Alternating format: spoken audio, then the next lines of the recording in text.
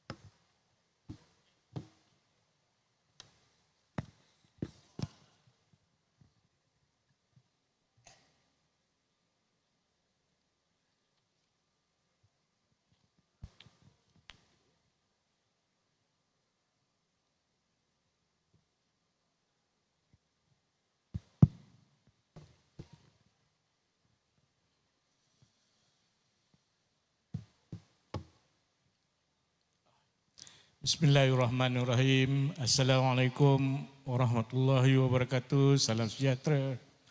Terima kasih ucapkan kepada kedua-dua pengacara majlis pada petang ini.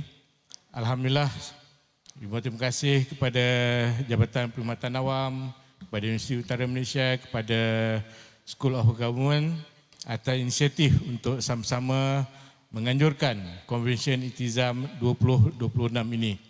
Dan daripada pagi tadi kita telah pun sama-sama mendengar taklimat perutusan daripada Tan Sri KSN dan secara tidak langsung telah pun memberikan kita input-input berkaitan dengan Akta Iltizam ini. Di sesi yang pertama kita juga telah pun dihuraikan, diperjelaskan lebih lanjut berkaitan dengan apa itu Akta Iltizam, dan pada petang ini alhamdulillah kita merasa amat-amat bertuah dan bersyukur kerana perkongsian pada kali ini akan menjurus dan kita akan menelusuri pengalaman-pengalaman yang dihadapi terutamanya oleh pihak industri dalam usaha melihat sejauh mana Akta Iltizam ini mampu untuk meningkatkan produktiviti terutamanya di negara kita. Bersama-sama kita pada petang ini dua tokoh yang utama dalam industri. Pertamanya seperti mana yang diperkatakan oleh pengacara tadi, yang bahagia Datuk Teknologi Saipul Yazan Muhammad Yusof, Ketua Pegawai Eksekutif Kumpulan Menteri Besar Selangor MBI, dan yang keduanya yang bahagia Datuk Azman Shah Muhammad Yusof. Walaupun belakang dia sama-sama Muhammad Yusof, tapi confirm bukan adik-beradik lah. Kalau dilihat daripada susu galur pengalaman kedua-dua tokoh kita pada petang ini, memanglah hebat dan mempunyai pengetahuan, mempunyai suatu pengalaman yang jitu yang boleh kita kongsikan bersama. Kalau kita lihat pengalaman-pengalaman yang mereka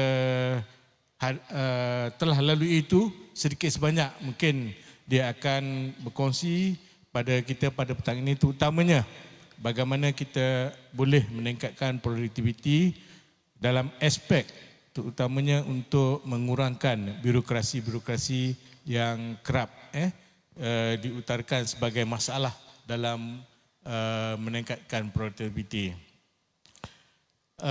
Oleh kerana kita pun kesuntukan masa, saya telah pun minta izin kepada kedua-dua tokoh kita. Nanti dalam penjelasan mereka akan menerangkan, memberikan latar belakang tentang pencapaian diri sedikit untuk kita lebih mendalami dan dapat memahamkan apakah tindakan-tindakan yang telah dilaksanakan dalam usaha untuk mencapai produktiviti dan kecakapan industri melalui Akta Iltizam ini. Seperti mana kita sedia maklum, Malaysia bukanlah negara yang mempunyai birokrasi yang buruk ataupun bukanlah kita berada di tahap yang teruk. Tetapi juga belum lagi mencapai kecekapan seperti mana di Singapura, seperti mana di Estonia, di Denmark, Finland, Sweden, di mana mereka itu kalau dari segi indeks WJPR, mereka telah pun mencapai 9 ataupun 9/10. Sedangkan di negara kita pencapaiannya hanya di sekitar 7 ataupun 7.5. Maknanya kita berada di kategori pertengahan. Ada ruang untuk kita perbaiki dan kita pertingkatkan lagi keupayaan kecakapan kita dalam konteks produktiviti dan kecakapan industri melalui Akta Iltizam. Dalam indeks WFPR ini diakui bahawa Singapura adalah negara yang paling cekap dalam aspek pengendalian perkhidmatan birokrasi ini. Jadi melalui siniro ini, mungkin kedua-dua tokoh kita boleh berkongsi pengalaman sejauh manakah ataupun apakah bentuk birokrasi ataupun pentadbiran yang sering menjadi cabaran kepada pelabur dan bagaimanakah Akta Iltizam yang telah diperkenalkan ini mampu untuk membantu kita ke arah negara yang lebih berproduktiviti dan lebih cekap. Jadi untuk soalan pertama ini mungkin Datuk Saiful mungkin memulakan. Silakan Datuk. Bismillahirrahmanirrahim. Assalamualaikum warahmatullahi wabarakatuh. Salam sejahtera. Terima kasih UUM kerana menjemput saya. Terima kasih Datuk Profesor sebagai moderator dan sahabat saya Datuk Azman.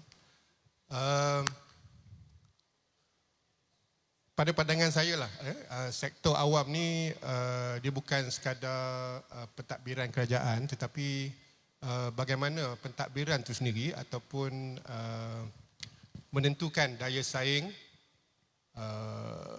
keyakinan pelabur nak datang, pertumbuhan ekonomi dan sebagainya. Saya nak quote sini dapatan daripada dosen punya report yang keluar tak salah saya 2026 Julai. Yang menyatakan isu ataupun report tentang gross domestic product dan juga bernama pada April 2026 menyatakan bahawa Selangor ni kita agak beruntung sebab satu memang negeri maju. Kita ada 2 port. Dulu bos port pun ada kat sini. Kita bukan 2 port, kita ada 2-3 port dekat Selangor ni. Kita ada 2 airport. Maknanya kalau pergi KL ke pergi mana pun dia akan lalu Selangor dulu. Jadi kita beruntung dari segi itu, connectivity kita ada, highway lengkap, electricity kita ada cukup, air kita ada 18% reserve margin dan sebagainya. Jadi hasil daripada tersebut, kita menyumbang lebih kurang 460 bilion dari segi aktiviti ekonomi di Selangor, yang menyumbang lebih kurang 26.5% daripada GDP Malaysia. Waktu yang sama kita juga pelaburan kita tahun lepas dalam 101 bilion pelaburan masuk di Selangor, FDI dan juga local domestic domestik punya pelaburan. Dan tahun ni sehingga suku pertama kita dah mencapai, saya terlupa berapa bilion, tapi yang tertinggi setakat ni. Jadi kalau kita tengok, apa yang Kerajaan Pusat bersama Kerajaan Negeri Selangor, juga agensi di bawah MBI Selangor yang kita namakan sebagai Invest Selangor, kita cuba menawarkan sebaik mungkin dari segi keyakinan, kepatasan dan konsistensi terhadap macam mana nak meraihkan pelabur yang datang di Selangor. Antara benda yang kita buat lah, ini sebagai introduction dulu adalah soft landing. Benda ni simple. Nanti saya akan sentuh perkara-perkara lain lah, macam mana ketidakseragaman antara PBT dan sebagainya. Tapi antara benda yang Invest Selangor, Invest Selangor ni bukan saja promosi, dia pergi luar negara buat promosi tentang peluang-peluang pelaburan, industri apa yang ada kat Selangor, tapi juga mereka melihat macam mana nak facilitate pelabur-pelabur yang datang ke Selangor. Contoh, soft landing program. Pelabur-pelabur, contoh katalah daripada Belanda. Antara pelabur yang tertinggi di Selangor ni adalah daripada Belanda. Kita bawa satu company daripada Belanda yang mereka subscribe to soft landing program. Soft landing program ni murah je. Kita sewa co-working space. Dia datang 2-3 orang pelabur, kita bagi office free, kita temukan dengan PBT, dia belajar apa undang-undang, apa insentif yang MIDA, MITI ada, apa yang PBT boleh offer, apa yang Selangor boleh offer, kita bagi dia duduk free dan dia faham, dia setuju nak melabur, kemudian kalau dia setuju nak melabur, kita tambah lagi selepas tu. Benda tu simple, murah, kita belanja 100,000 saja sebulan. Tapi kaedah tu sebenarnya menarik minat bila kita pergi ke Eindhoven baru-baru ini. Rupanya benda tu dibualkan di sana dan menarik lebih ramai mereka-mereka yang datang untuk set up di sini. Pengalaman saya di Arab Saudi sebelum ni, saya pernah 10 tahun di sana. Pada ketika dulu, untuk melabur di Arab Saudi, you kena ada company yang pertama. Kedua, you kena ada office. Untuk labur office di Riyadh contohnya, you kena spend 2 juta, 3 juta. Tapi sekarang ni, macam mana kerajaan Saudi memudahkan, mana sagia dia membenarkan kita duduk co-working space, bayar 10,000 sebulan, ada 4 meja dan registered office boleh digunakan co-working space. Jadi, kalau kita tengok, kalau datuk-datuk, tuan-tuan pergi ke Arab Saudi sekarang, di Riyadh tu, ada satu area macam Bangsa South, co-working space saja. My office dulu dengan UAM Magenta di Saudi Arabia, as CEO of UAM Magenta, Saudi Agenta Limited, sebelah saya ada company buat power, ada buat PWC, ada KPMG dan sebagainya. Ini salah satu benda yang kita boleh fikirkan, sebab apabila investor datang, dia tak nak tengok lewat lulus, pertindihan agensi, tukar syarat. Kadang-kadang nak KM, kadang-kadang tak payah KM. Kadang-kadang antara yang benda adalah yang menyebabkan kos dia naik. Contoh, apabila kita ada digital system, digital submission system kan. Kita submit melalui digital, kita ada pengalaman ni, even local company ada pengalaman ni. Bila dia hantar melalui digital, online, setengah pegawai, dia tengok benda ni sebagai, dia tengok, katalah tak cukup satu ataupun tak melengkapi keseluruhan, setengah pegawai yang ada inisiatif, dia call. Dia kata, you hantar ni tak cukup, sikit lagi. Maybe 5%, ada loceng Okay, ada kata tak cukup 5%. Setengah pegawai, dia tengok tak cukup walaupun 5%, dia terus reject. Bila dia reject, kena tunggu sebulan cycle baru boleh submit balik. Jadi kalau melibatkan license, contoh, melibatkan license bukan saja mengurangkan pendapatan kerajaan, tetapi juga melewatkan proses investment. Katalah, kebetulan saya pernah jadi Suruhanjaya Tenaga, ya, ataupun agensi lain. Apabila dia kelewatan meluluskan license, menyebabkan pendapatan negara terhalang sekejap. Jadi perkara-perkara ini kalau kita dapat atasi dengan bersama melalui 867 ni atau 867, insya-Allah kesepakatan ini kita tinggalkan untuk generasi muda yang meminjamkan Malaysia kepada kita sekarang ni. Jadi key message saya adalah kecekapan sektor awam bukan sekadar mempercepatkan proses tetapi membina keyakinan pelabur dan meningkatkan daya saing ekonomi negara. Itu introduction walaupun panjang. Terima kasih. Terima kasih bagi Datuk. Merupakan satu penjelasan yang secara tak langsung memberikan kita gambaran betapa pentingnya satu perkhidmatan yang cekap secara tidak langsung dapat membantu meningkatkan produktiviti dan dalam masa yang sama dapat menarik minat pelabur untuk melabur di negara kita. Seperti mana yang ditegaskan oleh Tan Sri KSN kita pagi tadi di Majlis Pemandang Kulim, di mana ada syarikat melabur 1.8 bilion dan kemudiannya kita dapat meningkatkan aktif, maknanya Majlis Pemandang Kulim aktif dan kemudiannya syarikat itu menambah lagi pelaburan 1.8 bilion. Ini secara tidak langsung kalau kita lihat sebenarnya Akta Iktizam dan juga langkah untuk meningkatkan kecekapan ini memang banyak memberikan manfaat kepada negara kita.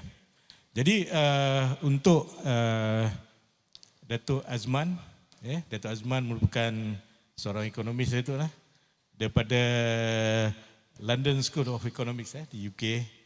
Jadi mungkin Datuk boleh ulas sedikit berkaitan tentang apakah reformasi utama yang perlu dilaksanakan oleh agensi kerajaan bagi mencapai apa yang dihasratkan dalam Akta Iktizam ini. Terima kasih. Silakan Tok. Terima kasih. Bismillahirrahmanirrahim. Assalamualaikum warahmatullahi wabarakatuh.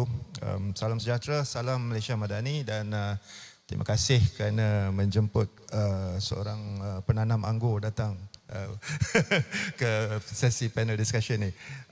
Jadi sebagai latar belakang lah pasal kita yang berkhidmat dalam kumpulan terdahulu ni, selalunya low profile, jadi muka tak pernah keluar dalam surat khabar, jadi mungkin orang tak kenal.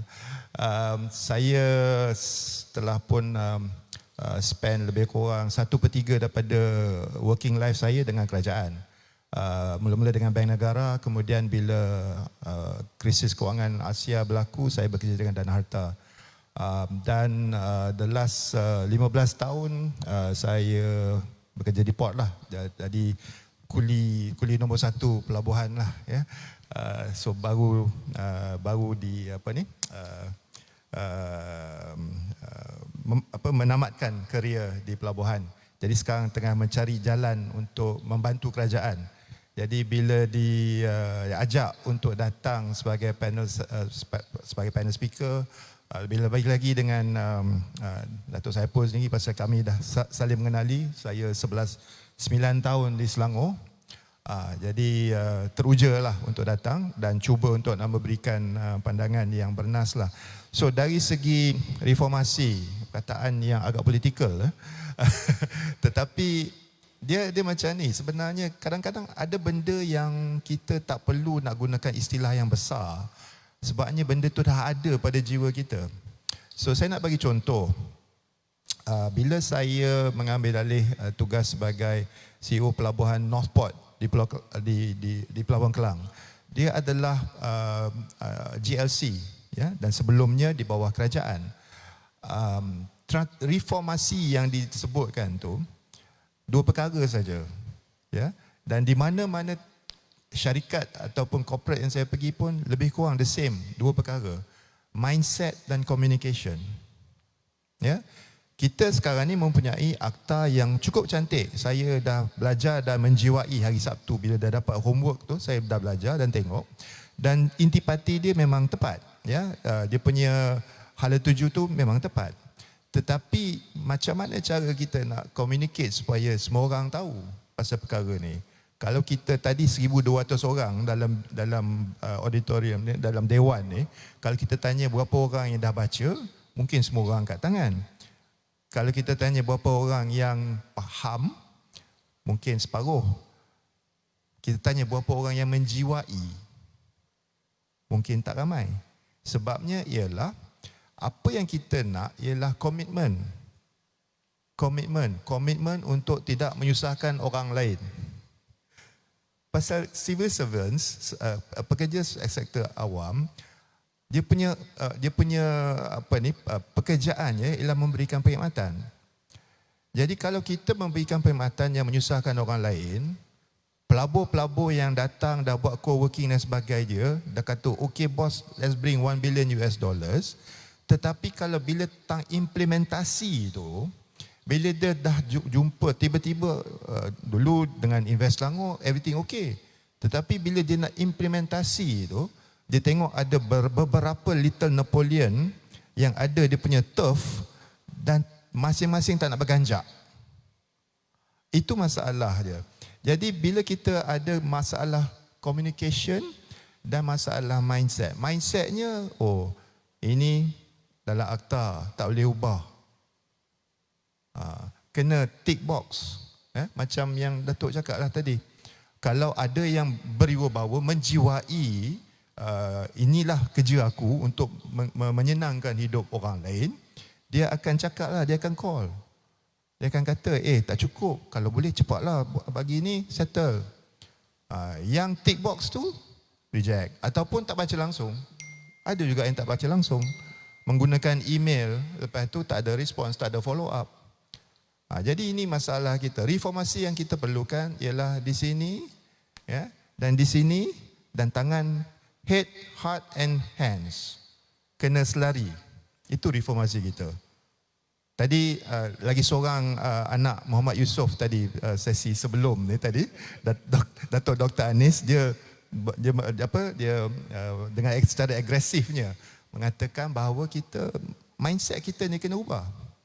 Buatlah apa benda akta pun minta maaf, saya buat joke millennial lah 867 867 ya. Okey.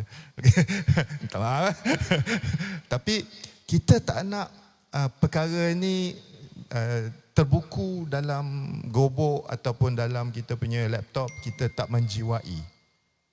So reformasinya ialah kita kena menjiwai apa dia yang kita nak buat ni. Saya ingin saya tidak mahu menyusahkan orang lain. Itu patutnya kita punya iltizam. Tapi kalau kita boleh cakap lah nombor besar, bilion dan sebagainya. When it comes to execution, kita ke laut. Dan time is money. Masa itu emas.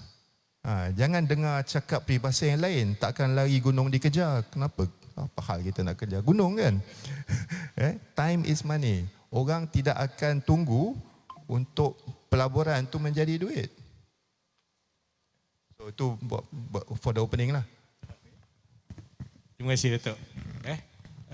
Penjelasan sepintas lalu bagaimana seharusnya reformasi itu boleh difokuskan ataupun diberikan tumpuan dalam perkhidmatan awam. Jadi mungkin selepas daripada ini Datuk akan tambah dari aspek elemen-elemen yang lain.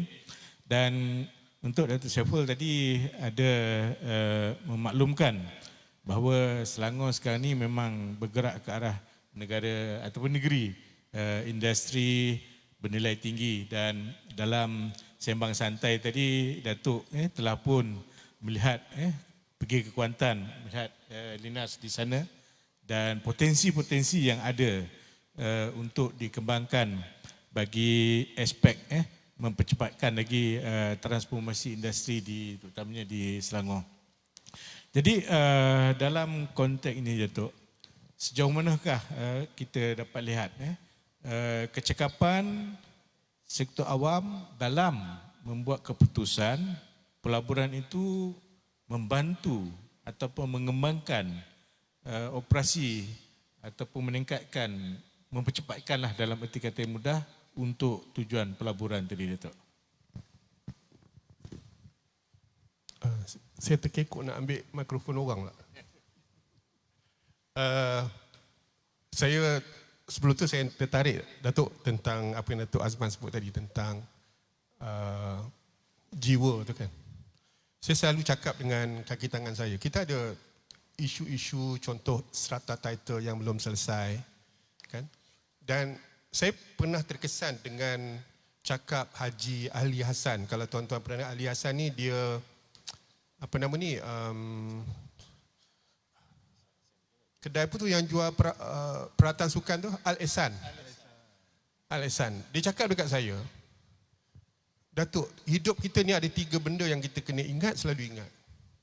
Pertama, doa anak yang soleh. Kedua, ilmu yang dimanfaatkan. 3, amal jariah. Sebab itu staf saya, kalau kita tak ambil semua pun, anak kita yang akan doa kita. Contoh, selesaikan masalah strata. Sebahagian daripada, saya rasa berlaku juga, mungkin berlaku di Kedah, berlaku di negeri lain. Yang mana strata title tak selesai disebabkan mungkin ada kecuaian, kita tak selesaikan sampai habis dan sebagainya. Tapi kalau bayangkan tuan-tuan, saya beritahu staf saya, kita selesaikan kes ini yang tertunggak sampai 3 generasi, faraid tak boleh dilaksanakan, kita selesaikan, insya-Allah benda tu, satu akan jadi sedekah jariah kita untuk amal jariah kita. Satu lagi mungkin jadi apabila kita tinggalkan kepada staf-staf lain, mungkin menjadi ilmu yang bermanfaatkan, yang membantu kita nanti. Sebab saya rasa benda ini berlaku di mana-mana. Berbalik kepada soalan Profesor tadi, Selangor, macam saya sebut, kita alhamdulillah kita ada highway, kita ada port, kita ada airport, kita ada yang baru kita lancarkan, IC Design Park, yang mana kita nak latih engineer yang dalam bidang IC, semiconductor. Kita ada di Puchong satu penuh, kita ada satu di Cyberjaya, yang kita harapkan satu hari nanti bukan IC ni bukan made in Malaysia tapi made by Malaysian. Kita dah latih lebih daripada 300 engineer, dan kebanyakan mereka ni apabila kita habis training itu oleh syarikat-syarikat international, Skychip dan sebagainya, WeRock semua, mereka kita hantar ke China untuk mendalami ilmu tersebut dan balik ke Malaysia. Kebanyakan mereka ni diambil oleh syarikat-syarikat sama ada di Kulim, di Penang, di Johor dan sebagainya dengan gaji minimal lebih kurang 5 hingga 6,000. Ini anak-anak kita. Dan kita menumpukan bidang-bidang ini. Kita contoh di Selangor kita fokus kepada aerospace. Kita baru lancarkan Selangor Aeropark. Kadang-kadang, okey, ini satu lagi benda yang kita selalu tengok, polisi dan KPI. Mungkin ada soalan berikutnya melibatkan perkara sebegini, tapi saya nak sentuh, takut nanti airtime habis, saya tak sempat cakap. Jadi KPI, kadang-kadang apabila kita nak melaksanakan Selangor Aeropark contoh, ada sebahagian daripada kita akan sebut ROI dia 8%, ROI dia 7%. Because KPI, contoh, KPI yang tetapkan katalah 11%, 10%, 12%. Tapi kadang-kadang kita terlupa, kalau kita tumpukan kepada KPI, sebenarnya apa impact di masa akan datang. Kadang-kadang kita kena sesuaikan KPI tersebut dengan tujuan projek. Kadang-kadang ROI dia mungkin 6-7%. Tapi apa impact dia? Contoh, apabila kita luluskan Selangor Aeropark, kalau tak salah, figure yang tunjukkan kepada saya pada ketika itu hanya 6-7% dia punya return of investment lah. Tetapi apa impact dia? GE masuk 100 ekar. Sekarang berapa industrial player, Colin Aerospace nak masuk. Apa impact dia? Perniagaan selepas itu mungkin yang kita terlibat atau industri tempatan terlibat, Venkas, yang tempatan UMW, Aerospace dan sebagainya mungkin melebihi 10-15% atau 20-30%. Dan apa hasil dia? Kita meningkatkan gaji ataupun kita naikkan lantai gaji-gaji anak tempatan yang akan terlibat dalam industri ini.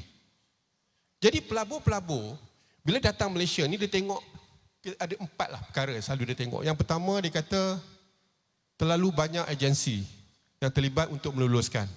Antar sini dia tak ada one stop center atau one door policy lah. Dia masuk sini dia kata bukan, ini kena pergi Jabatan Alam Sekitar, ini kena pergi ke tempat lain.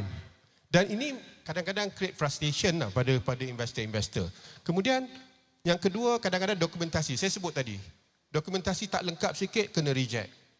Padahal kalau dia tolong sikit, dia call kawan dia dekat ada agensi, dia boleh sebut, okey, kena tambah ni, benda itu boleh selesai. Yang ketiga, kadang-kadang ketidakpastian.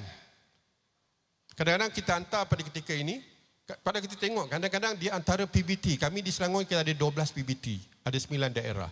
Kadang ada di kalangan PBT, mungkin di Kedah juga berlaku, mungkin di lain juga berlaku, ada benda yang kecil bezanya, tetapi mungkin setengah pegawai anggap itu besar dan dia reject application.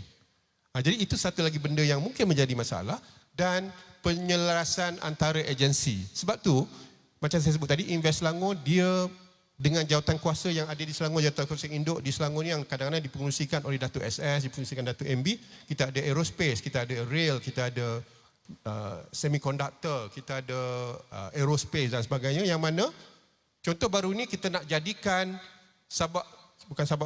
Lembah Bernam sebagai automotive corridor.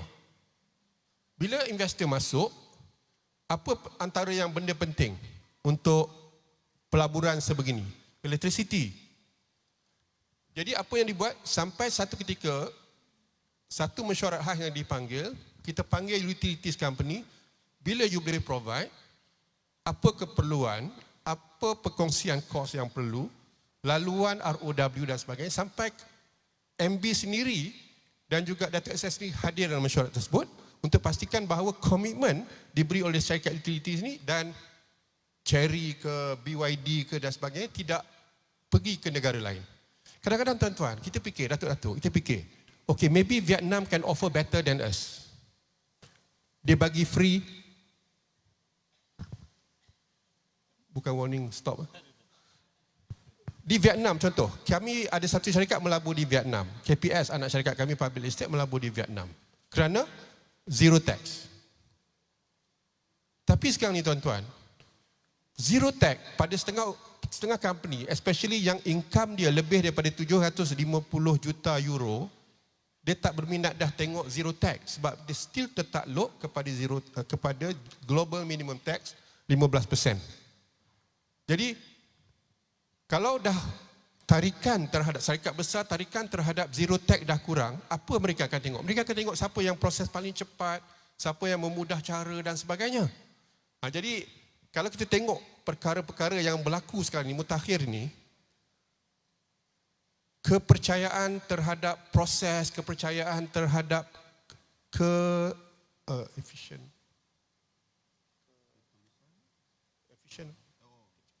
kecekapan dan sebagainya, itu menjadi perkara yang penting pada mereka dan mereka akan melabur disebabkan kita boleh memberi servis yang terbaik kepada mereka. Sebab tu Akta Itizam ni memainkan peranan sangat penting.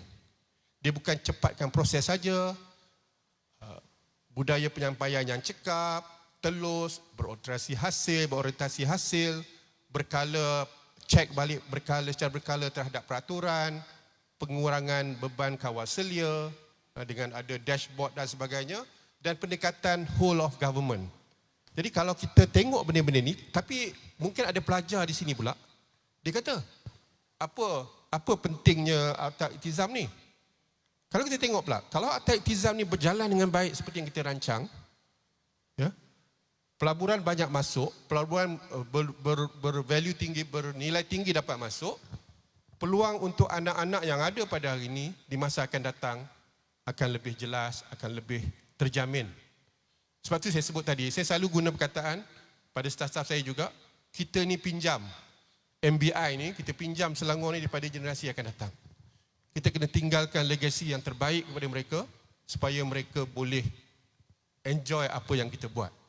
Dan kalau kita tengok, setelah saya baca tadi, macam Datuk Azman sebut tadi, semakan instrumen, yang pertama semakan instrumen kawal sia sekurang-kurangnya setiap 3 tahun. Saya rasa kita mendengar tadi. Beban kawal selia sekurang-kurangnya 25 tahun, mengurangkan 25% dalam tempoh 3 tahun. One in, one out. Jadi semua benda ni ditetapkan dalam Akta 867. Jadi kita harapkan dengan ada yang perkara sebegini, kita dapat memperiksa balik prosesnya bertindih, melaksanakan parallel processing ni yang tidak bergantung ni secara dipendekkan kerana kita boleh buat secara serentak. kemudian menetapkan satu agensi peneraju. Macam MBI dekat Selangor kita ada Invest Selangor yang akan tengok isu-isu pelaburan. Kemudian memperkukuhkan perkongsian data. Macam perkongsian data ni saya rasa juga berlaku di mana-mana. Data My Kasih saya tak nak kongsi dengan zakat. Jasa kebajikan masyarakat saya tak nak kongsi dengan zakat. Lala semua dapat bantuan beras. Dah jadi macam kedai Aceh rumah dia. Sebab semua hantar beras. Jadi benda ni mungkin rekod Mungkin ada orang marah, tapi itu kenyataan dia. Itu realiti dia. Sebab tu di Selangor, mungkin nanti ada soalan tentang digital. Saya takut airtime habis. MBI kita lancarkan satu macam digital ID. Tapi sebenarnya dia adalah e-wallet 9 melibatkan 9 daerah. Yang mana sekarang ni sebahagian daripada klaim anak-anak syarikat yang kaki tangan kita pakai 9. Dan sebahagian pada kaki tangan anak syarikat kita adalah foreigner. Kita bayar gaji dia melalui 9. Sebab 9 ni macam touch and go.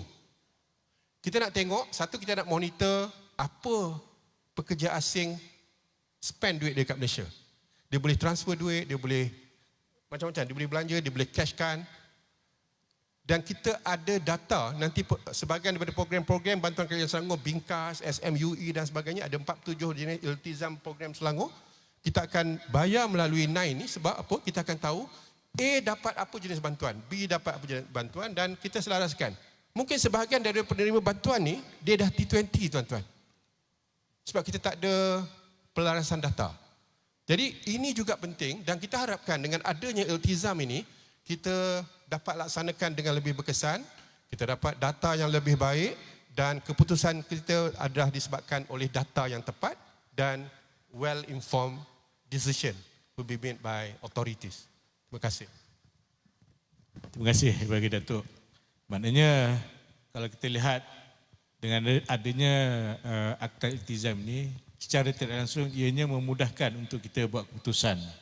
Dan dalam masa yang sama, ianya akan dapat mempengaruhi dan mempercepatkan pembuatan keputusan bagi pelaburan dan sebagainya.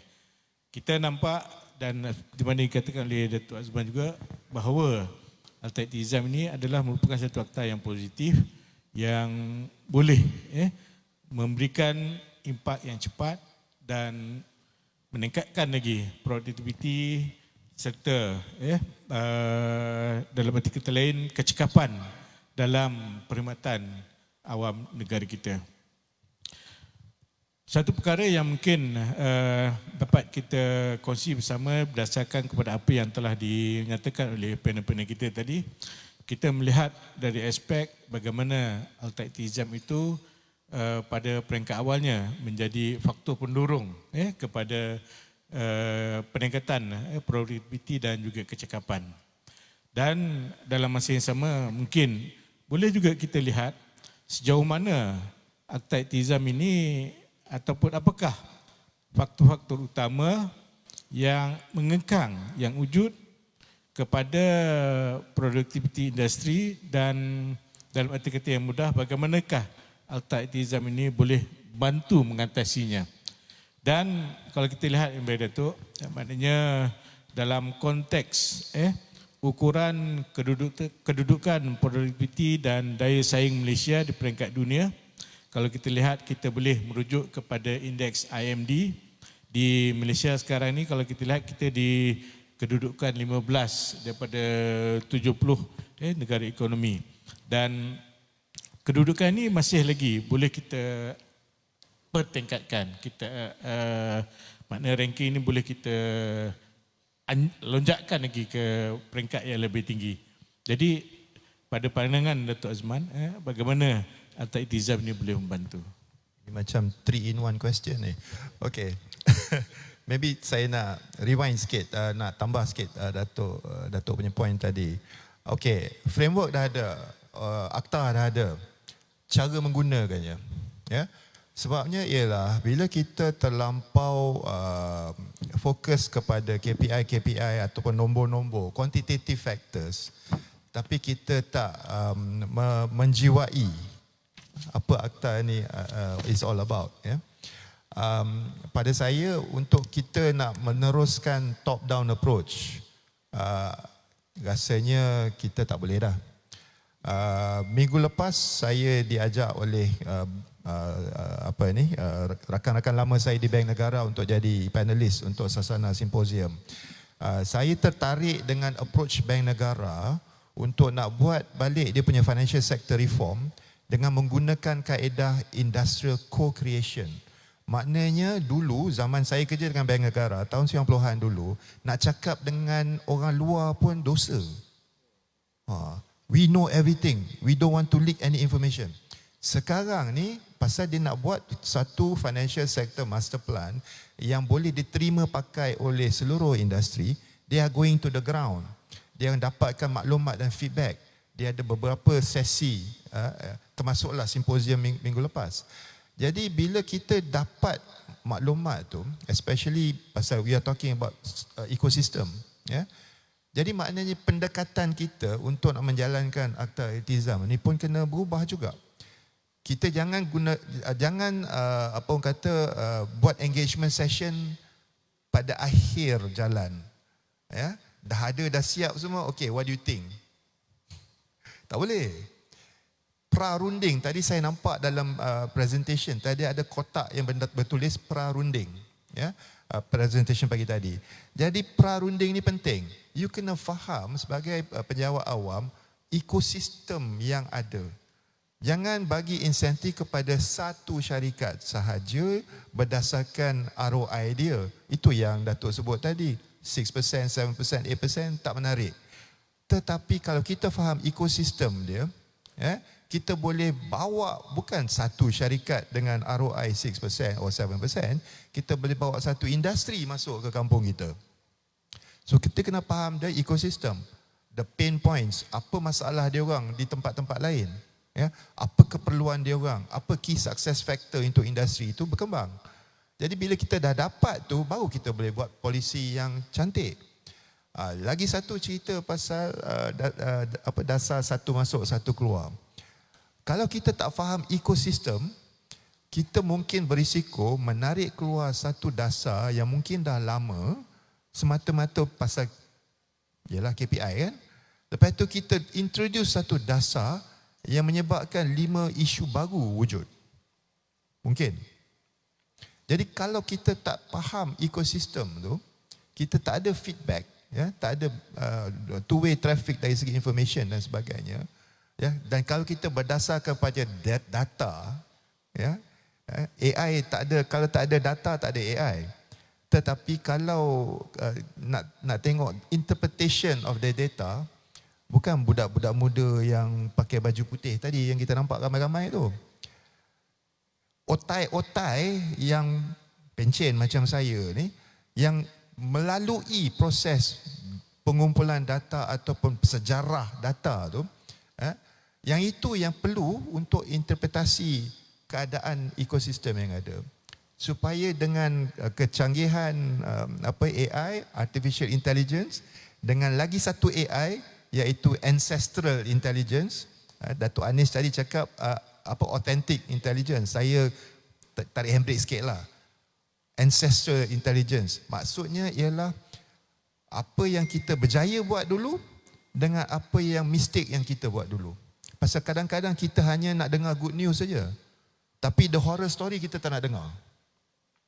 Kita kena tahu apa yang menyebabkan pelabur tu dah elok-elok dah potong ribbon semua, tiba-tiba tak jadi nak melabur dekat Malaysia. So we need to know the success stories dan juga the horror stories, ya, dan dapat feedback. Barulah kita dapat menyusun satu dasar yang boleh digunakan sampai bila-bila untuk anak cucu kita, ya. Itulah pasal banyak sangat soalan tadi.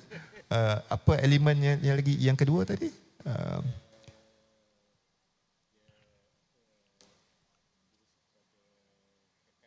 Kekangan. Okey. Kekangannya ialah apabila kita tak ada whole of government lah. Ya, masing-masing nak cover line masing-masing, tak nak beralah dan sebagainya. Saya boleh bagi real life contoh lah. Tahun lepas salah satu perkara projek besar saya ialah untuk nak memohon kenaikan tarif di pelabuhan di Malaysia. Prosesnya selalunya memakan masa 10 tahun. Ya. Mungkin orang akan kata kenapa pelabuhan ni, pasal dia tak faham. Ya. Isu dia ialah tarif pelabuhan adalah ditetapkan oleh kerajaan. Ya. Dan dia ada proses dia. Kita akan melalui public consultation dan sebagainya. Lepas tu Auditor General Aegis Chambers akan melalui proses menterjemahkan apa yang kita minta tu ke dalam rang undang-undang. Ya, proses tu memakan masa yang lama. Tapi kalau kita gunakan style lama, hantar surat, hantar email, ya, sampai sudahlah, itu yang dah jadi 10 tahun. Kalau kita menggunakan konsep pre-council, kita panggil semua pihak yang terlibat, kita discuss apa isu-isu dia, kemudian baru kita start buat kerja. Dan bila dah sampai ke satu tahap, benda ni macam tak jalan, kita buat mesyuarat penyelarasan. InsyaAllah boleh bergerak benda tu. Jadi kadang-kadang we have to think on our feet. Jangan ikut proses sahaja. Kita kena kadang-kadang buat short circuit proses tu juga. Ya, sebabnya lah kalau kita terus jadi robot, tak maaf jangan terasa. Kalau kita bekerja sekarang ni macam robot, memang wajib kita digantikan dengan robot. Jadi ancestral intelligence tu penting. Kita kena mempercepatkan dengan cara yang orang kata kadang-kadang di luar SOP. Dan SOP tu pun kita kena selalu macam yang kita nak buat ni dengan Akta Iltizam ni. Bukan, jangan tunggu 3 tahun lah. Bila ada komen datang, kita kena tengok balik lah. Ya, kenapa benda ni sangkut? Jangan tunggu 3 tahun. Jadi rakan-rakan daripada MPC, dia memang pro agile policy making. Dia tengok, okey, benda ni tak betul, kita minta industri datang tolong. Ya? Kemudian test. Jadi industry led policy making. Benda-benda kita ada tool semua ni. Jadi kalau kita boleh mengurangkan kerobotan kita ni, ya, kepada sesuatu yang menggunakan akal fikir macam Dato' Adil cakap tadi, ya, the ability to think, ya, dan mindset reset, the heart, tangan akan follow. Okay. Terima kasih Dato'. Dan saya rasa sehubungan dengan apa yang diperjelaskan oleh Dato' Azman tadi, kita sedia maklum, Dato' Azman ada sebut kaitan dengan KPI tadi, dan saya cuba nak menghubungkan kaitan antara, kalau kita lihat dalam Akta Iltizam ini, dia menekankan prinsip accountability, integriti dan berorientasikan hasil. Bila kita menyebut berorientasikan hasil ini, bermakna tidak kita menyebut berkaitan dengan KPI, Datuk lah. Jadi sejauh mana KPI ini mengikat ataupun boleh mempercepatkan pencapaian sasaran pembangunan industri.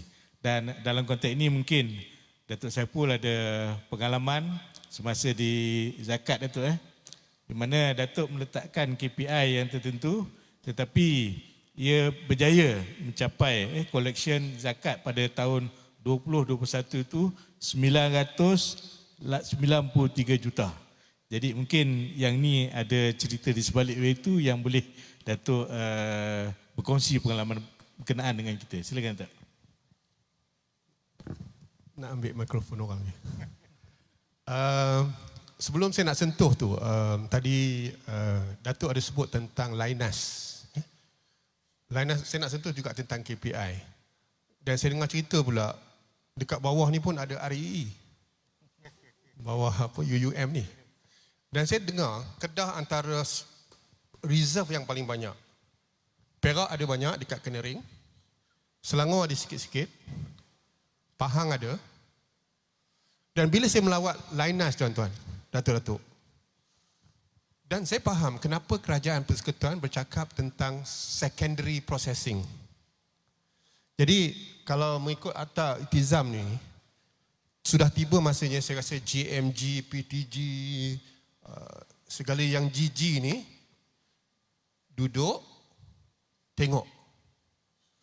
Sebab di Kenering saya dimaklumkan kebanyakan yang digali itu atau di Lombong itu akan dihantar ke China untuk secondary processing dan cracking dan sebagainya. Ya. Dan semasa lawatan saya dimaklumkan telah menghasilkan pendapatan kepada PTG Perak dalam 100 juta ringgit. Maknanya sangat potensi.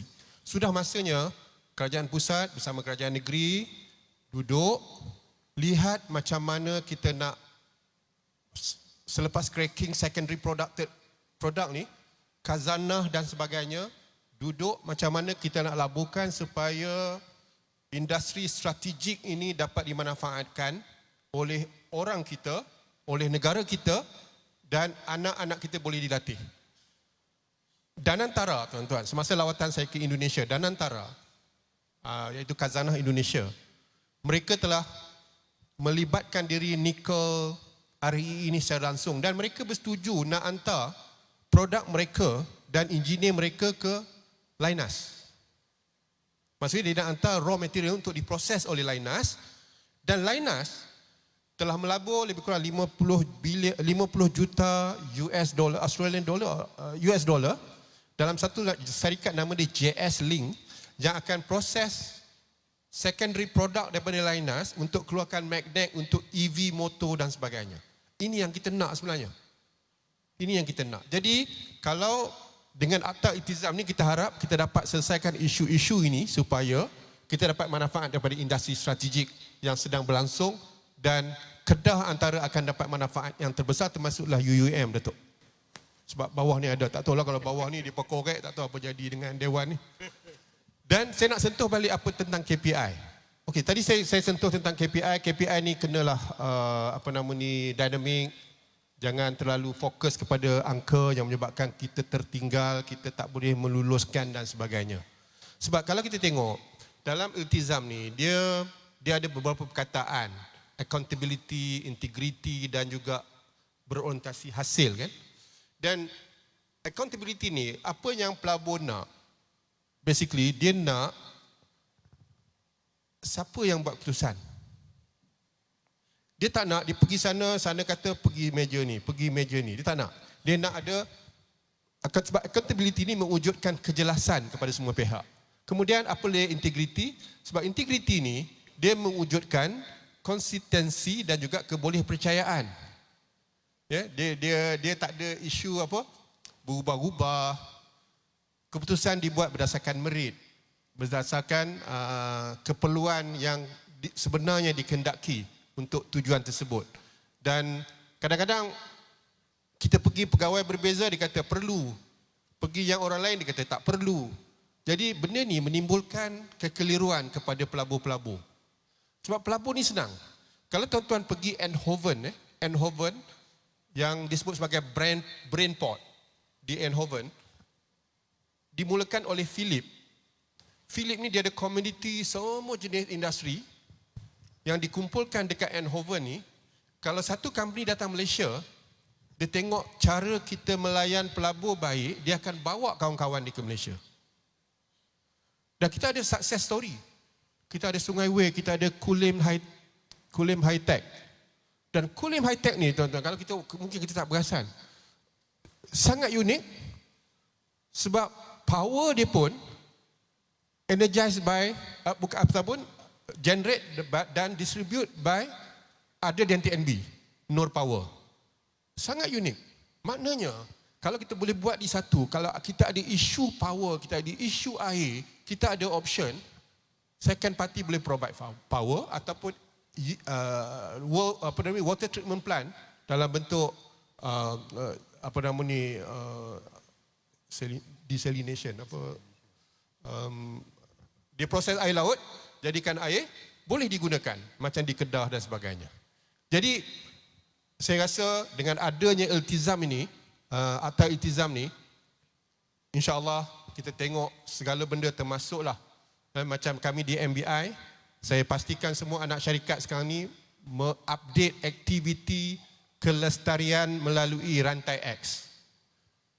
Sebab bila MBI kami nak raise sukuk untuk M&A, buat pelaburan baru dan sebagainya, soalan pertama yang ditanya oleh RAM, rating agency, dia kata, ada tak report kelestarian? Jadi saya rasa dengan adanya iltizam ni kita dah boleh fokus. Anak syarikat kerajaan negeri, anak syarikat kerajaan persekutuan, apa kena buat. Semua dah ditetapkan oleh MOF dan sebagainya. Dan untuk berniaga, apa dia kena buat. Untuk agensi, apa dia kena buat. Jadi keterhubungan antara industri macam dinyatakan oleh Datuk Azman tadi amat penting dengan kerajaan dan sebagainya. Dan kita harapkan dengan apa yang kita laksanakan ni, kita pelabur datang bukan sebab janji tapi sebab prestasi kita. Sebab mereka nak melihat keputusan yang telus, tanggungjawab dan hasil yang boleh diukur. Pelaksanaan tanpa integriti akan create risiko. Mereka tak nak benda-benda macam ni. Dan kita harapkan dengan adanya semua elemen-elemen ni, keyakinan pelabur akan meningkat. Dan insya-Allah Selangor ini, Selangor pula. Saya selalu bagi ceramah kat Selangor. Malaysia, Kedah, Selangor dan lain-lain negeri di Malaysia ini akan menjadi gateway ASEAN sebab kita ada ready 710 juta rakyat di ASEAN yang ready nak guna produk kita, yang ready untuk kita ekspor dan menjadi rakan niaga kita untuk Malaysia dan juga seluruh ASEAN. Sebab semua menumpukan ASEAN dan kita ambil kesempatan yang ada ini untuk pastikan dengan ada iltizam ini kita bantu pelabur-pelabur masuk Malaysia dan kita semua menjadi gateway of ASEAN dan kita mendapat manfaat daripada ASEAN 710 juta penduduk. Terima kasih Datuk. Maknanya Alta Iltizam memberikan keberuntungan kepada pelabur dan sebagainya. Jadi satu perkara yang mungkin Datuk tak sentuh tadi pada komuniti, kepada masyarakat ni. Sebenarnya kalau kita lihat apakah keberuntungan Akta Iltizam ini juga kepada masyarakat. Mungkin Datuk nak sambung sikit. Masyarakat. Komuniti industri lah. Okey. Ya, kan masyarakat dia okey.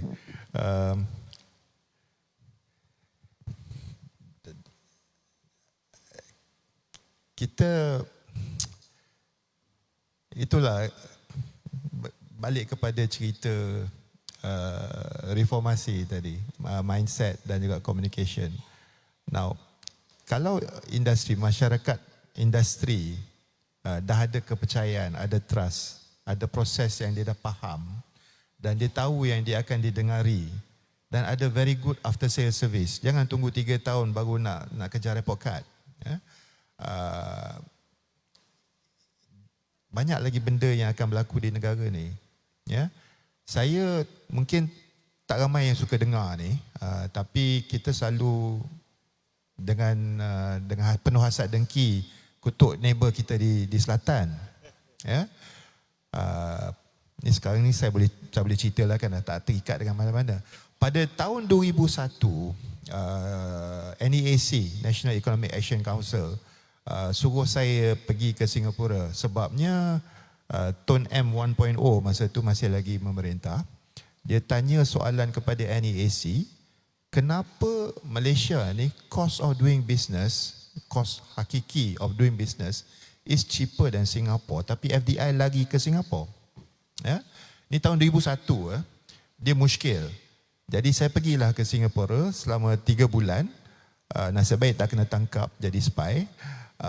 Dan saya perhatikan, saya pergi ke EDB, saya pergi jumpa dah macam-macam sektor industri dan sebagainya.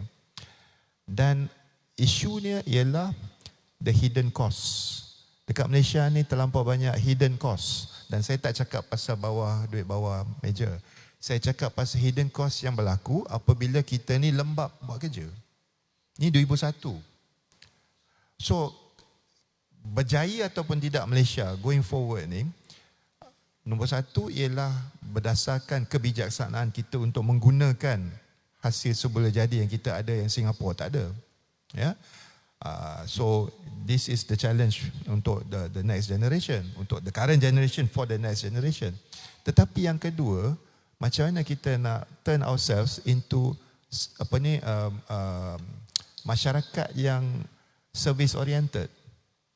Nah, tadi kita dengar tadi ucapan pagi-pagi tadi, ya, sebagai frontliners, ya, tapi muka macam malaikat maut. Ya, So itu pasal going back to menjiwai. Penjawat awam kan adalah macam sama dia punya statusnya sebagai semua yang atlet-atlet yang mewakili Malaysia tau. You are the face of Malaysia. Jadi kenapa, okay, real life example, Northport, Pelabuhan Lemau, kan, comfort zone. Saya jentik dia punya mindset. Saya kata, korang ni bukan setakat pekerja pelabuhan saja. Kita ni serve the country. Lepas tu tiba-tiba keluar pula masa COVID, berlakulah satu shift dari segi persepsi orang pelabuhan. Selalunya orang pelabuhan ni kata, oh ni kalau nak beli sport rim, tayar, rokok, cari orang pelabuhan lah kan. Macam kita ni pirate lah kan. Tetapi bila kerajaan mengiktiraf pekerja pelabuhan sebagai economic frontliner, masa tu saya switch on mindset pekerja-pekerja saya. Tahun ini insya-Allah akan menjadi tahun kelima berturut-turut dia pecah rekod dari segi volume pengendalian, dari segi financial. Ya. Jadi kita kena reoriented ya. Sebabnya bila mindset bila head, heart and hands dah orientated dengan komitmen iltizam ni, apa-apa pun kita boleh buat. Sebenarnya. So masyarakat community, saya nak bagi contoh live lah kan. Dulu isu Northport dari segi kos ialah kos medical tinggi. Dan bila kos medical tinggi, bila dah burst budget, budak-budak saya sama ada tak mampu nak cover balik ataupun pergi pinjam along dan sebagainya. Kan? So saya jumpalah LZS. Kan? Kita bayar zakat, dah salam tangan, dah cium tangan dengan Sultan. Lepas tu, masa itulah kita belajar, kau jaga sendirilah, wakalah. Ya? Daripada situ tercetus idea, kita boleh set up zakat committee, ya? Kita dibantu oleh LZS, dia bagi kita penjelasan sepenuh-penuhnya, apa itu asnaf dan sebagainya, cara kita nak manage dan sebagainya. Mesyuarat pertama zakat committee pun LZS turun. Ya? Jadi kita tahu kita ada keperluan dan kita ada agensi yang mahu membantu handhold the process. So masa itulah ESG kami berkesan. Saya cakap saya tak nak dengar kes staff Northport, ex-staff Northport jadi gelandangan. Itu kita punya KPI. Jadi tiap-tiap tahun, tiap-tiap kuarter, tiap-tiap 10 tahun kita ada mesyuarat. Ya. So bila kita bekerjasama macam ni, community pun benefit lah. Pasal saya terdetik sebabnya ialah kita diberitahu masa kita bagi makan Ramadan dan sebagainya, ada budak Northport yang ex-Northport yang kita kenal gelandangan. Itu yang terdetik hati tu.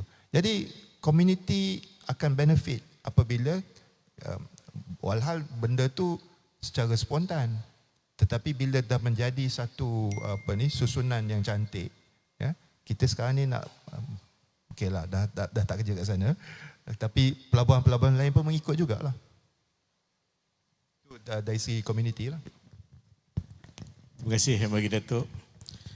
Berdasarkan kepada perbincangan yang telah pun dihuraikan oleh ahli-ahli panel kita pada petang ini, jelas memperlihatkan bahawa kewujudan Alta-Itizam ini sememangnya memberikan langkah yang positif, terutamanya dalam meningkatkan produktiviti dan juga kecakapan di kalangan perkhidmatan awam di negara kita.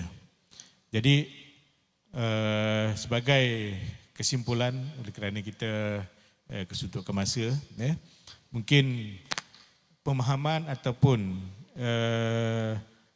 sebalik Akta Itizam yang telah diperkenalkan ini, mungkin di pihak industri, di pihak korporat, ada perkara-perkara tambahan lain yang mungkin sebagai add value ataupun nilai tambah untuk kita perkasakan lagi Akta Itizam ini supaya menjelang tahun 2030 Malaysia akan menjadi ataupun negara industri yang lebih berproduktiviti dan mempunyai kecekapan yang tinggi dalam perkhidmatan awam. Mungkin soalan ini saya bukalah kepada kedua-dua kita punya ahli panel secara umum. Silakan Datuk. Terima kasih Datuk. Okey, kita ada, tadi kita sebut tentang agensi, kita cakap tentang iltizam, akta iltizam yang mengawal selia dan sebagainya, meletakkan target-target tertentu. Dan saya tertarik apa yang disebut tadi tentang kerjasama antara industri dengan government agency. Kalau kita ada kekangan sedikit dari segi kawalan kerajaan negeri, dari segi agensi, dari segi jabatan kerajaan dan sebagainya, tapi agensi sendiri sesama tu boleh bekerjasama. Contoh, saya bagi tahu sebab saya dulu CEO Zakat Selangor, kita banyak buat benda ni. Saya diberi target masa saya masuk 757 juta untuk kutip 1 bilion dalam masa 3 tahun, dan alhamdulillah kita kutip hasil daripada kerjasama yang intact dengan industri dan juga sesama agensi kerajaan. Saya dengan Datuk Syekh Zakat Kedah ni, saya rapat dengan dia. Syekh Zakaria ni, Datuk Syekh Zakaria ni. Jadi bila kita kena banjir 2021 tu, dia antara yang pertama telefon saya, dia kata, Haji nak tak saya hantar beras. Saya, isteri pertama saya orang Kedah. Itu je lah satu. Saya memang derah. Dia antara yang pertama telefon, dia hantar 1 kontena tuan-tuan, Datuk-Datuk, untuk bantu rakyat Selangor. Dan bila kita ada isu semasa PKP di Mesir, LZS hantar duit ke sana dan kita santuni semua pelajar-pelajar tak kisah daripada zakat mana.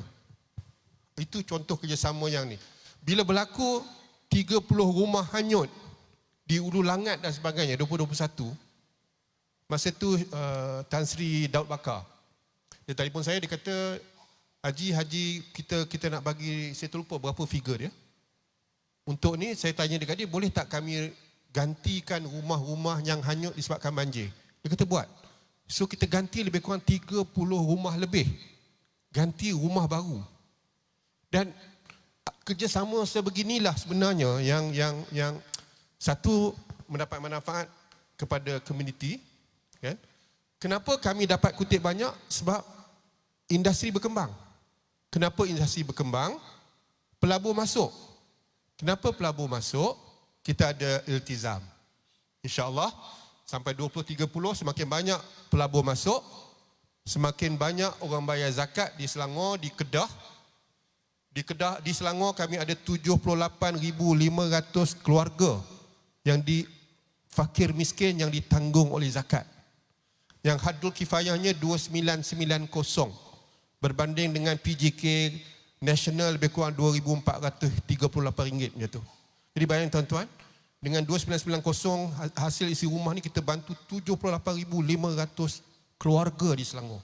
Dan Kedah saya rasa sangat berkembang zakatnya sebab banyak company-company datang ke Kedah kerana kita mudahkan pelabur masuk. Dan saya nak tutup, Akta Iltizam mengajak kita beralih daripada sekadar mengurus proses kepada menyampaikan hasil. Apabila kerajaan dan industri berkongsi accountability, kita bukan saja mempercepatkan pelaburan dan meningkatkan produktiviti, malah membina ekonomi yang berdaya saing serta yang paling penting memberi manfaat kepada rakyat di Malaysia, insya-Allah. Itu saja daripada saya, Datuk. Mungkin Datuk Azman boleh sambung. Terima kasih.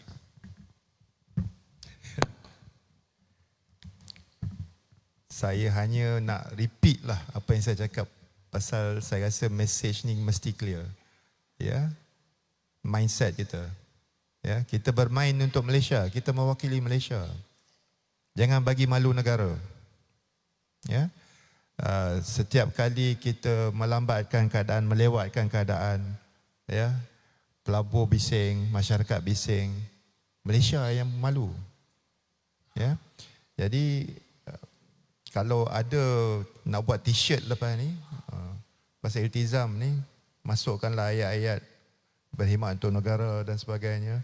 Kita berazam, kita beriltizam untuk mempermudahkan segala urusan demi kemajuan negara.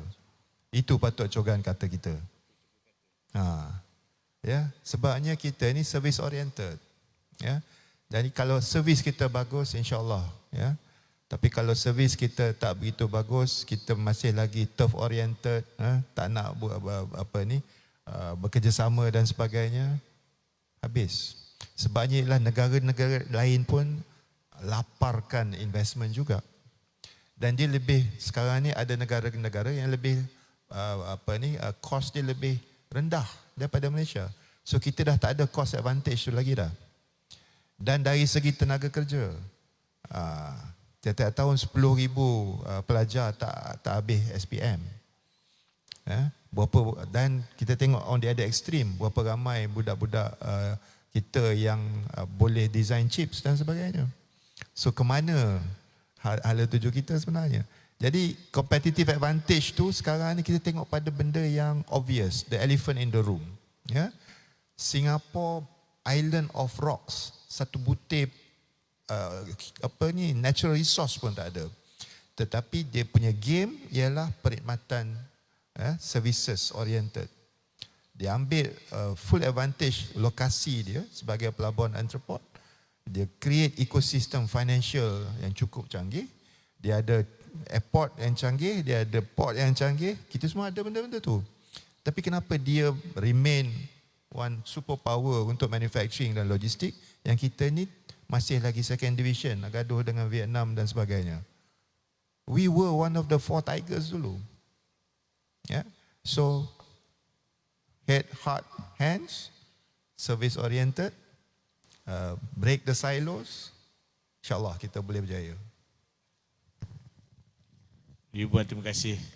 Kita ucapkan Alhamdulillah kepada kedua-dua tokoh kita pada petang ini. Pertamanya kepada Ibu Bahagia Dato' Saiful Yazam Yusof dan juga Ibu Bahagia Dato' Azman Shah Yusof atas perkongsian dan juga penyataan-penyataan daripada hati untuk kita tambah baik ataupun pertingkatkan Akta Iktizam ini sebagai satu akta yang boleh menjadi penurung ataupun boleh menjadi satu akta yang meningkatkan produktiviti, integriti dan juga keberhasilan ataupun berorientasikan hasil bagi negara kita. Justru itu yang bahagia Tuan Instansi, Datuk-Datuk, Tuan-Tuan dan Puan-Puan sekalian. Sekali lagi marilah kita sama-sama berikan tepukan yang gemuruh kepada kedua-dua ahli panel kita yang telah berkongsi pengalaman yang amat berharga untuk kita semua pada petang ini. Saya serahkan semula kepada pihak urus dia. Silakan. Baiklah, majlis merakamkan setinggi-tinggi penghargaan dan ucapan terima kasih kepada moderator serta barisan ahli panel atas perkongsian dan kupasan yang begitu menarik, padat dengan ilmu serta memberi pelbagai perspektif yang bermanfaat kepada kita semua sebentar tadi. Semoga segala ilmu dan pandangan yang telah dikongsikan menjadi inspirasi dan memberi manfaat kepada kita semua yang hadir pada hari ini.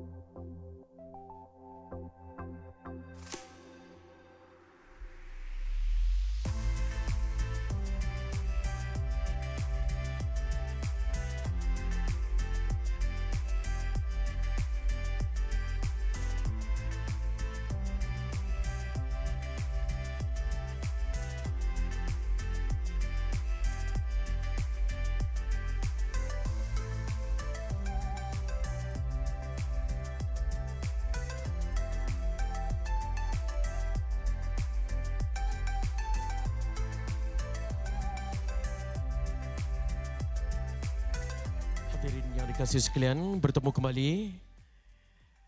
Yang berbahagia Tan Sri Dr. Mazlan bin Yusof, Pengerusi Lembaga Pegarah Universiti Utara Malaysia. Yang berbahagia Profesor Dr. Ahmad Martada bin Muhammad, Naib Chancellor Universiti Utara Malaysia.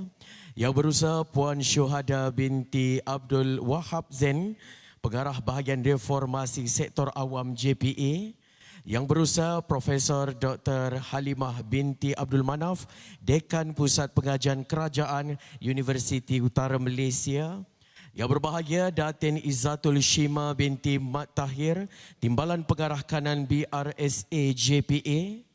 Tuan-tuan dan puan-puan hadirin sekalian, agenda Konvensyen Iltizam tahun 2026 kini diteruskan dengan acara penyerahan resolusi Konvensyen Iltizam tahun 2026. Majlis sukacitanya menjemput yang berbahagia Tan Sri Dr. Mazlan bin Yusof, Pengerusi Lembaga Pegarah Universiti UUM dan Div-Div Kehormat untuk tampil ke pentas utama. Dipersilakan.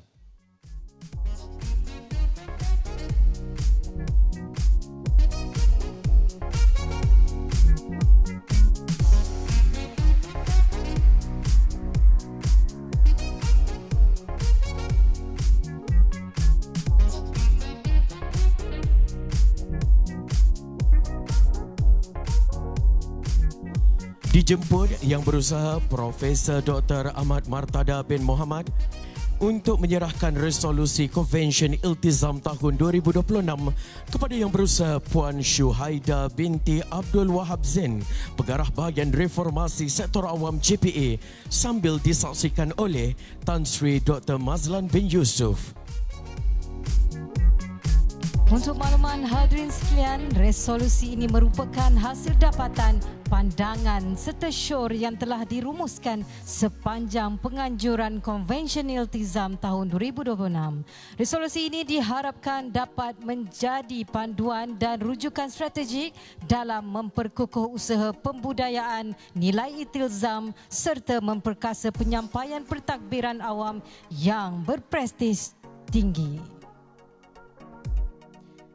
Mohon yang berbahagia Tan Sri dan Didik Kehormat untuk terus kekal berada di atas pentas untuk sesi penyampaian hadiah kepada pemenang pertandingan e-poster Konvensyen Iltizam tahun 2026.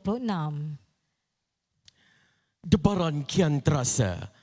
Kita mulakan upacara penyampaian hadiah dengan mengumumkan tempat ketiga pertandingan e-poster Konvensyen Iltizam tahun 2026 disandang oleh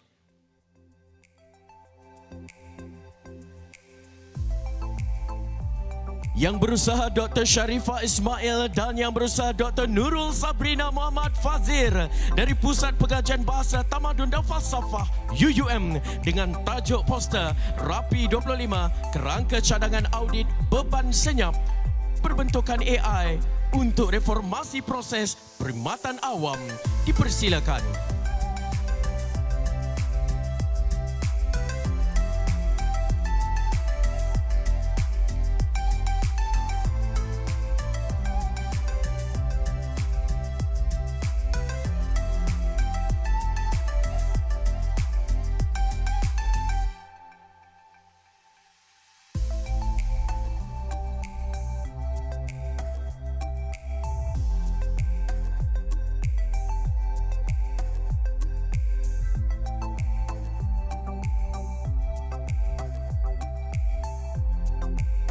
Seterusnya, naib juara pertandingan e-poster disandang oleh yang berusaha Dr. Nurul Huda Ibrahim dari Pusat Pengajian Pendidikan UUM dengan tajuk poster Sistem Pintas Permohonan Integrasi Tukar Anak Sekolah Pendigitalan Perkhidmatan Pertukaran Sekolah di Malaysia. Dipersilakan.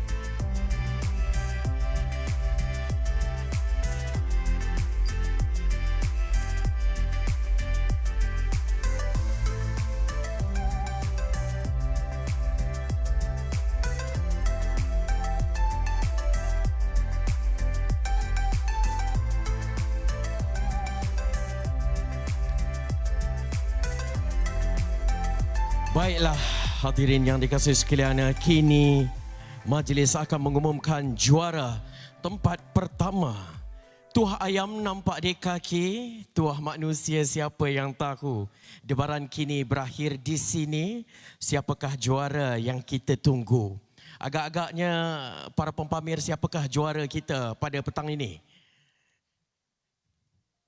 Baiklah, hadirin yang dikasihi sekalian, tempat pertama dan sekaligus bergelar juara pertandingan e-poster Convention Iltizam tahun 2026 dengan tajuk poster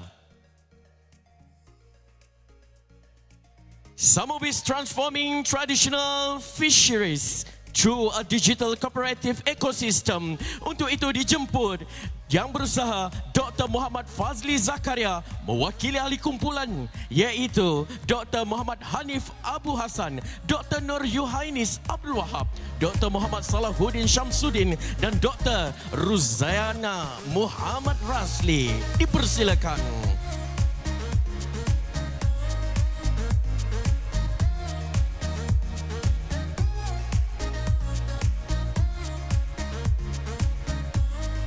Untuk makluman hadirin, pemenang bagi juara e-poster pada petang ini adalah dari Pusat Pengajian Pengurusan Perniagaan Universiti Utara Malaysia. Baiklah hadirin sekalian, berikan tepukan gemuruh kepada para pemenang. Majlis merakamkan setinggi-tinggi penghargaan kepada yang berbahagia Tan Sri dan diberi kehormat atas kesudian menyampaikan hadiah sebentar tadi.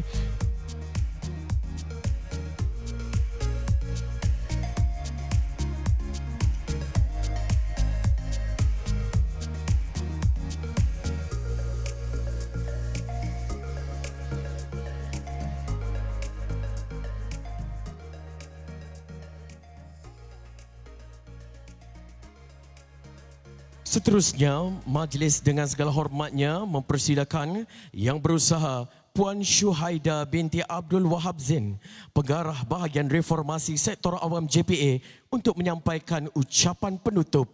Majlis dengan segala hormatnya mempersilakan.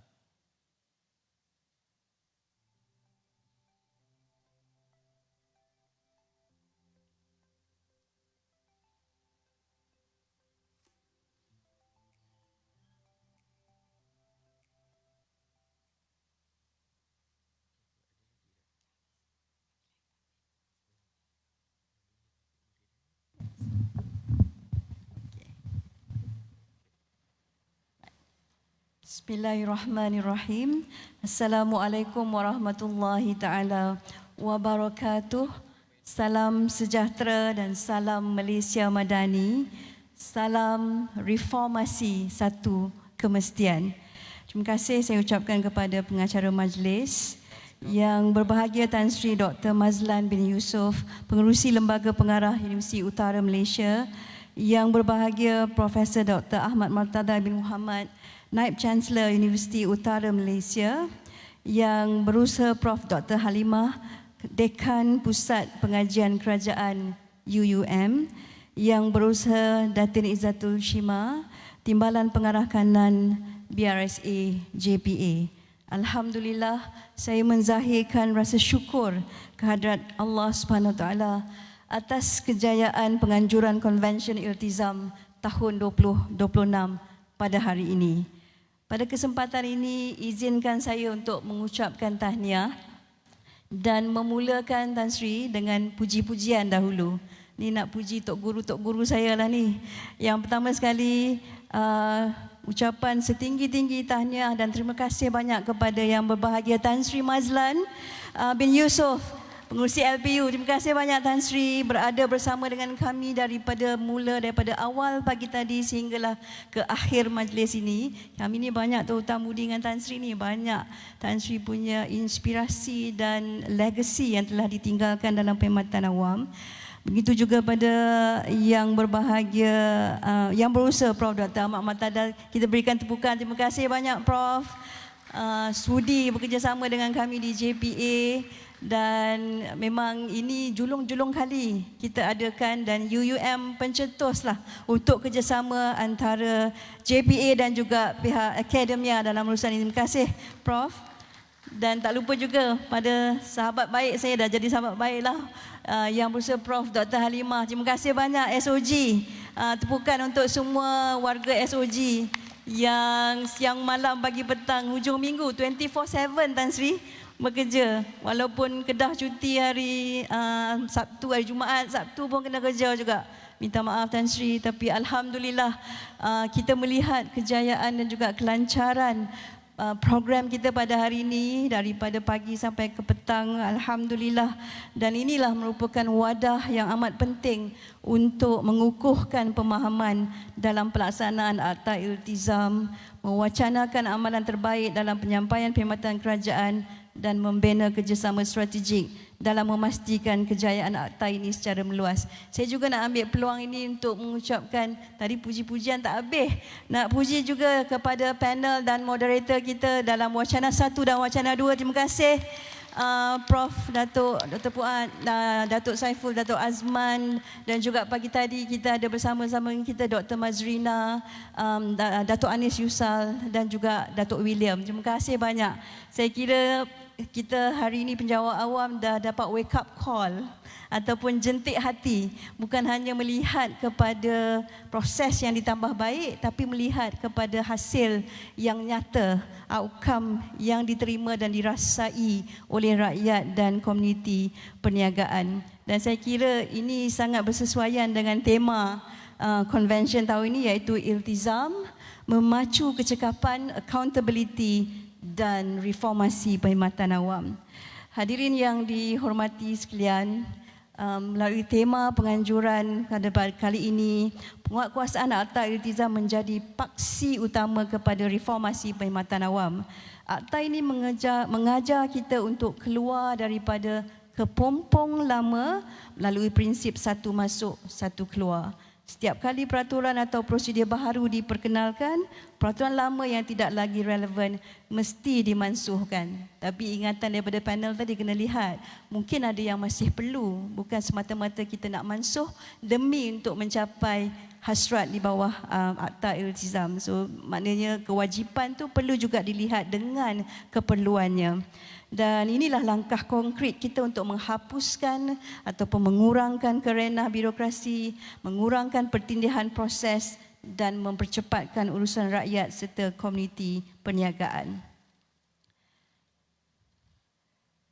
Hadirin dan hadirat sekalian, sesi wacana intelek yang telah diadakan sepanjang konvensyen ini, seperti saya maklumkanlah tadi, wake up call, membuka minda dan mencabar cara kita berfikir. Kita sedar bahawa rakyat dan komuniti perniagaan meletakkan jangkaan yang semakin tinggi terhadap perkhidmatan awam. Justru pegawai awam perlu sentiasa mencari jalan terbaik untuk meningkatkan kualiti penyampaian perkhidmatan melalui penggunaan teknologi dan pembudayaan inovasi. Ini salah satu daripada produk Tan Sri Mazlan masa di Mampu dulu. So masih kekal Tan Sri, kita dah ada pun, kalau saya boleh kongsikan, selaras dengan usaha meningkatkan kecekapan, kita juga perlu memberi penekanan serius terhadap Surat Perkeliling Pembaharuan Sektor Awam ataupun SPPSA bilangan 1 tahun 2026 mengenai pembudayaan inovasi sektor awam. Surat Perkeliling ini adalah dokumen operasi yang memberikan panduan teknikal yang jelas bagi menyuburkan ekosistem kreativiti dalam tugasan harian. Di bawah SPPSA bilangan 1 tahun 2026 ini, inovasi bukan lagi tugasan sampingan atau sekadar wadah pertandingan tahunan. Sebaliknya, ia adalah satu bentuk pembudayaan yang mesti didokong oleh setiap agensi kerajaan. Kita perlu melahirkan pegawai awam yang memiliki pemikiran mereka bentuk atau design thinking, berupaya meneliti isu dari sudut pandang rakyat serta tangkas merangka penyelesaian berimpak tinggi yang mampu memutuskan rantaian birokrasi lapuk. Sebagai contoh Tan Sri, kalau saya boleh bawa contoh JPA, pemberian pinjaman boleh ubah ataupun PBU akademik misalnya merupakan pendekatan berpaksikan kepentingan rakyat yang telah diperkenalkan oleh JPA. Pendekatan baharu ini telah beralih daripada penentuan bayaran balik berdasarkan tempat berkhidmat kepada pencapaian akademik pelajar. Kita nak meraihkan pencapaian akademik pelajar, maka JPA telah memberi peluang tajaan yang kepada pelajar yang memperoleh purata nilai grade keseluruhan ataupun PNGK 3.75 dan ke atas untuk membayar hanya 5% daripada jumlah pinjaman berbanding kadar sebelum ini 25%. So alhamdulillah, tahniah kepada pelajar-pelajar. InsyaAllah nanti boleh ramai-ramai untuk dapatkan PBU ini. Dan model baru ini bertindak sebagai serampang dua mata yang dapat memastikan kebajikan pelajar dan kecemerlangan akademik diutamakan. Selain memberi peluang yang lebih luas kepada pelajar tajaan JPA untuk berkhidmat dalam bidang pekerjaan berkemahiran tinggi. Hadirin yang dihormati sekalian, kita telah menyaksikan pelancaran logo Iltizam dan IPIPA pada konvensyen pada kali ini. Dan pelancaran dua logo tersebut bukan sekadar hiasan dan bukan juga gimmick kosong. Malah ia merupakan satu ikrar komitmen tinggi kerajaan untuk menjayakan agenda reformasi perkhidmatan awam atau ARPA. Logo yang dilancarkan bukan sahaja gimmick majlis tapi perlu dihayati dan dijadikan tanda bahawa komitmen kerajaan dalam merealisasikan akta ini adalah sangat tinggi. Segala pembaharuan, perkeliling dan inovasi yang kita rancang tidak akan membuahkan hasil jika tidak dipantau keberkesanannya. Oleh itu, di bawah Seksyen 7 Akta Iltizam, kerajaan telah memperkenalkan instrumen rasmi baharu iaitu Indeks Prestasi Perkhidmatan Awam atau IPIPA sebagai kaedah penarafan prestasi perkhidmatan kepada entiti kerajaan. Pelaksanaan rintis IPIPA bagi tahun 2026 melibatkan 27 kementerian menunjukkan satu anjakan ke arah jentera kerajaan berpaksikan prestasi. Mulai tahun ini, penarafan kementerian tidak lagi bersandarkan laporan dokumentasi semata-mata, sebaliknya diukur secara objektif melalui data-data prestasi IPIPA yang telus. Tan Sri, ini adalah lanjutan kepada penilaian star rating kita dulu di bawah mampu dan juga penambahbaikan di bawah My GPI, dan kita tambah baik dengan IPIPA. So dia punya yang lama tu takkan hilang Tan Sri, dia akan sentiasa ditambah baik dan inilah hasrat kita melalui semangat ataupun spirit Akta Iltizam. Tan Sri dan hadirin sekalian, mungkin saya ingin berkongsilah tentang lawatan skuad pemantau ARPA di bawah pimpinan Tan Sri KSN.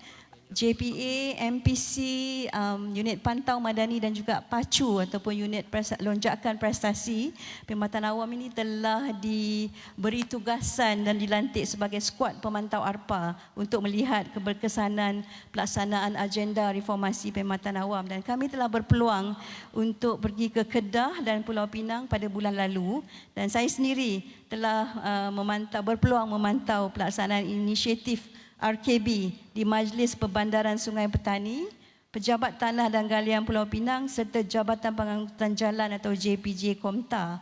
Tan Sri, sebenarnya saya amat teruja dengan inisiatif yang telah dilaksanakan oleh kesemua organisasi ini, antaranya dalam usaha mempercepatkan urusan tempahan fasiliti, pembayaran parkir, kelulusan bangunan, penyerahan dan pemberi milikan tanah serta perkhidmatan kaunter.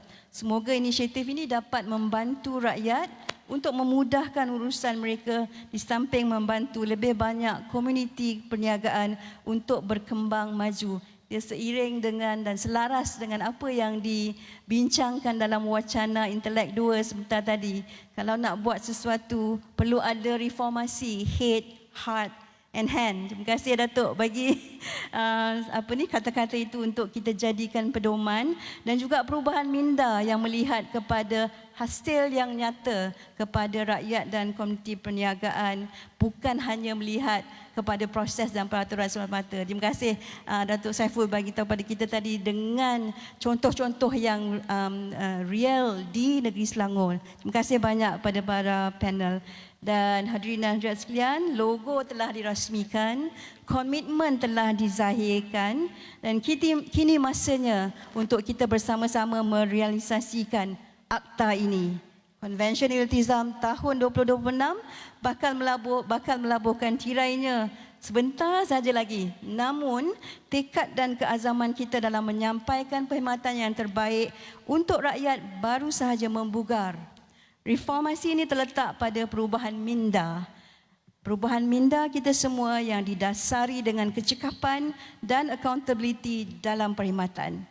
Konvensyen ini saya percaya telah memberi ruang dan peluang terbaik untuk kita menjalankan kerjasama bagi membina pendekatan penciptaan bersama atau co-creation yang kita bincangkan tadi bagi meningkatkan kesejahteraan hidup rakyat. Akhir kata, saya juga ingin Tan Sri memberi puji-pujian kepada semua pempamer kita. Terima kasih banyak kepada pempamer, tepukan untuk mereka dari JBA, MPC, UUM ada produk inovasi, dari unit PPAM, terima kasih banyak Tuan Izwan, dan juga daripada Intan, dan juga Tan Sri kita ada pameran untuk kesemua poster yang telah penyertaan bagi pertandingan poster. Ada 150 dan tahniah juga kepada pemenang-pemenang tadi, tepukkan sekali lagi. Dan akhir kata, saya mengucapkan syabas dan tahniah kepada semua dan terutamanya kepada BRSA. Tan Sri saya izinkan nak ucap terima kasih kepada Sekretariat BRSA dan juga Pusat Pengajian Kerajaan UUM atas kejayaan penganjuran Konvensyen Iltizam tahun 2026. Semoga usaha murni ini dirahmati oleh Allah Subhanahu Wa Taala. Izinkan saya tinggalkan dengan serangkap pantun. Dari Kedah ke Pekan Kuah, naik perahu mudik ke hulu. Ada rezeki kita bersua, salah dan silap maaf dahulu. Dengan lafaz Bismillahirrahmanirrahim, saya menutup konvensyen ini secara rasminya. Sekian, wabillahi taufiq wal hidayah. Wassalamualaikum warahmatullahi taala wabarakatuh dan terima kasih. Terima kasih diucapkan kepada Yang Berusaha Puan Syuhaida atas ucapan penutup sebentar tadi.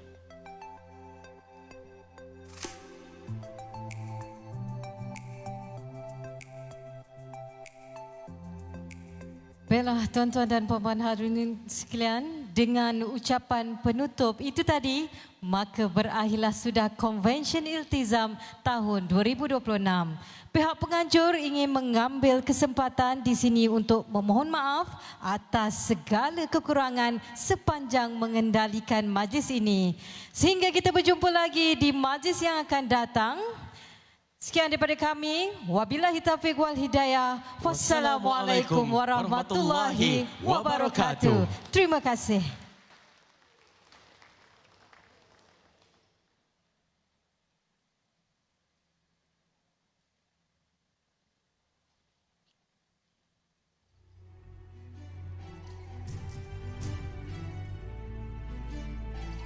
Peradaban kita bangunkan, bina kota, bina insan.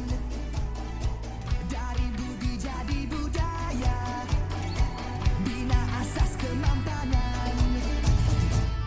Kesejahteraan masa depan. Ayo seluruh anak bertiwi, bangunkan Malaysia madani. Sepenuh hati, jiwa, semangat, terus meyakini Malaysia madani. Ayo seluruh anak bertiwi, semarakkan Malaysia madani.